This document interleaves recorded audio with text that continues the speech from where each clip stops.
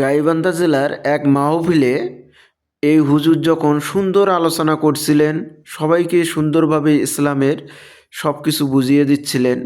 আলোচনার মুহূর্তে অনেক সুন্দর সুন্দর আলোচনায় সেই সবাই হয়েছিল, সবাই মনোযোগ সহকারে যখন শুনছিল, হঠাৎ করে হুজুরের শরীরটা কেমন যেন খারাপ হতে লাগলো। তখন সে পাশের সভাপতির সাথে আলোচনা করে নিচ্ছে যে আমার শরীর খারাপ হচ্ছে। সভাপতি সাহেব তাকে অনেক সান্ত্বনা দিচ্ছে, তাকে শান্ত করার জন্য বা অনেক পরামর্শ দিচ্ছে, কিন্তু হুজুর কিছুতেই শান্ত হতে পারতেছে না। সে সামনের মাউথপিস তার এগুলো সব কিছু সরাতে বলতেছে এবং লাইটগুলো অন্ধকার করে দিতে বলতেছে, লাইট অফ করে দিতে বলতেছে যাতে অন্ধকার হয়।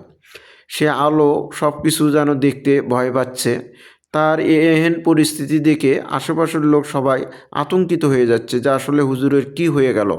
দেখুন যে হুজুরের অবস্থা মুহূর্তেই খুব খারাপ হয়ে যাচ্ছে এবং তার পরিস্থিতি দেখে সবাই মন থেকে অনেকটাই ভয় ভয় পাচ্ছে।